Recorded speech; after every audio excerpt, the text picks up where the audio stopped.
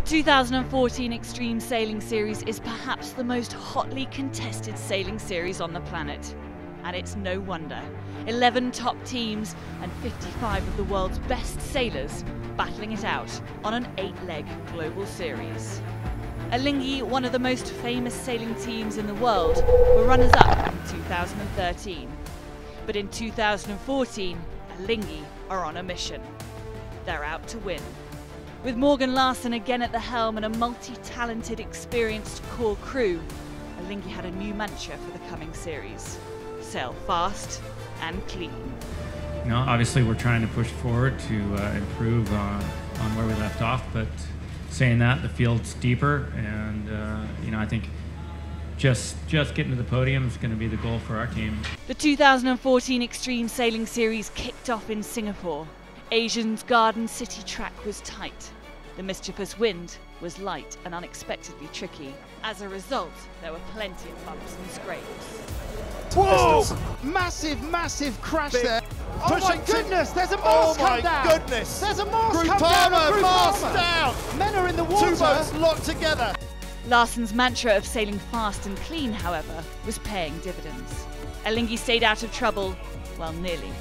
There, Alinghi way up on their end, near capsize. Oh my goodness. Are they going to be able to pull it back from there? He's dumped the sails. Can he get it back? Only just. It's what Singapore can do to you. They nailed plenty of race wins and racked up the points race by race. Their great rivals, 2013 series champions, the Wave Muscat, always seemed to be playing catch-up on the Swiss. Alinghi had done enough to win the opening act in Singapore, even before the final race was sailed, and made a powerful statement of intent. Alinghi just crossing. They finished that race and they have confirmed themselves as champions here in Singapore, Act 1. Spectacular feeling, and especially here, it's a hard venue, and to start the season with a win, it's great. The series then moved on to Oman for Act 2. Under the hot Arabian sun, it was always neck and neck between Alinghi and the Wave Muscat. It all came down to the final race, and Lee McMillan and his crew scored the win on home waters. But crucially, Alinghi finished second overall and maintained their lead on the all-important series leaderboard. We suffered a little bit early on, and you know, we're fortunate enough to pick up a few points here and there from great tactics. Act 3 of the Extreme Sailing Series had moved to China. The Qingdao track is perhaps one of the most notorious venues in sailing, as it always seems to bite. Qingdao seemed to hold no fears for Alinghi. They dominated the racing from day one, racking up the points race by race. And that's why he's at the top of the leaderboard. Really good work by the Alinghi crew. The Wave Muscat was struggling, and by the final day, it seemed that it would be plain sailing for Alinghi to go on and take the win in China. But then, midway through the racing, the Qingdao track lived up to its reputation. Alinghi are coming down as the cleaning out boat on starboard. They have right of way. Everyone else has to bear away behind Alinghi. Red Bull go for a big bear away. There's a huge crash on board. Red Bull slam into the side of Alinghi. Bow of Red Bull gone straight through the back of Alinghi on the start line. Good Lord, that was absolutely extraordinary. Luckily no one was hurt, but Alinghi were out of the day's sailing. However, with an average points scored awarded to their impressive points tally before the crash, Morgan Larsen and his crew had done enough to take the win in China. Surprisingly, the Wave Muscat did not get on the winner's podium, and as a result, Alinghi were now comfortably top of the series leaderboard. We were in the right, so we got the redress, but the boat is in really bad shape, so we're not sure exactly now if we can repair that boat or have another hull, or so it's all kind of things we have to discuss pretty fast to make a decision. St. Petersburg, Russia, and Act 4, and Alinghi are back in business. Sailing these kind of boats on a confined river, really excited for the challenge, and I think it's going to be a big challenge. Racing on the River Neva would prove to be a new challenge for the team, and as expected, there was plenty of jostling for position and points. Alinghi again went quietly about their business, taking well-earned points race by race. So here we go, here come the Swiss entries. He's got a great season so far, and here is another Act win, Morgan Larsen and Alinghi. And after another thrilling final day's racing, Alinghi win Act 4.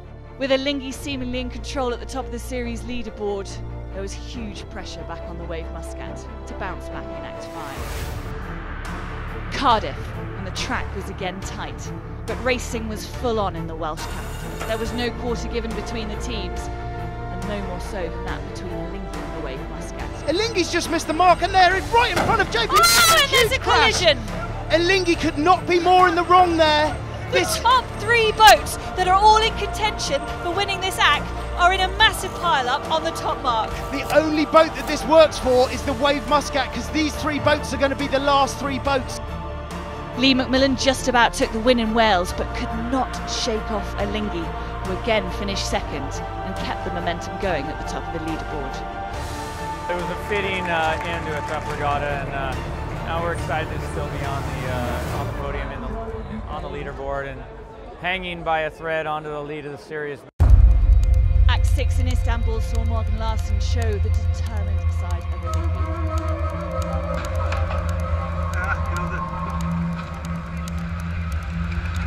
As soon as you hear that terrible noise of carbon fiber snapping, you know that's sort of the nature of the beast with these boats, and you know, we pushed it pretty hard in that race, and that's what happens. Going into the final race in Turkey, Alinghi seemingly let Emirates Team New Zealand through for their maiden win, and then sailed the Wave Muscat down the fleet, denying their rivals of the win in Istanbul. This is so hard to do for Morgan Larsson. Lee McMillan is sailing that boat at 100%. Morgan Larsson has basically got to manage his boat speed. What Alinghi are trying to do is keep between the finish and Lee McMillan.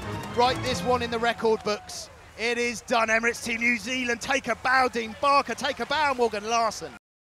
Alinghi still top of the leaderboard going into the penultimate act in Nice. The pressure was building on all the teams to get a result.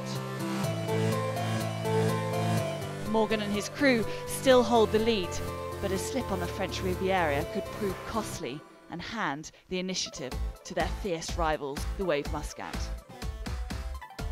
There's plenty of competition, obviously, in the series, but the points are tight. The Wave's pushing hard, and some other teams have shown some form. And we know the last 2 are going to be the big ones. And if we want to win it, we gotta sail well.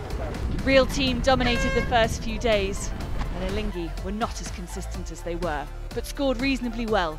And crucially, the Wave Muscat struggled badly and were out of contention in France. As has been the way of things on the 2014 series, to take the win in Nice, you'd have to win the final race.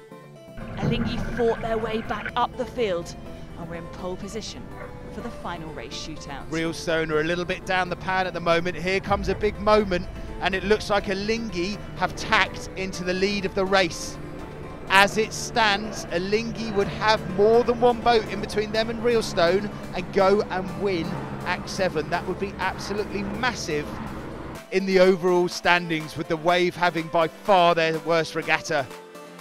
Massive gust on board Alinghi. The first time we've seen that here in Nice, and Alinghi are pointing in between the leeward gate. What a massive result for Morgan Larsson. He wins the double pointer. Morgan Larsson has one hand on the 2014 trophy.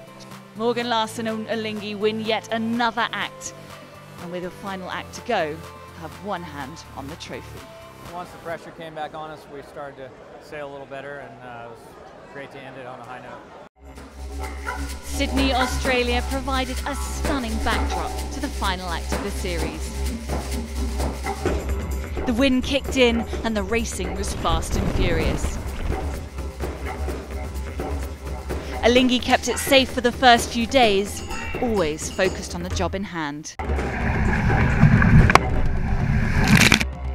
However, they kept the very best till last. They took the win in Sydney, but more importantly, they won the 2014 Extreme Sailing Series in emphatic style.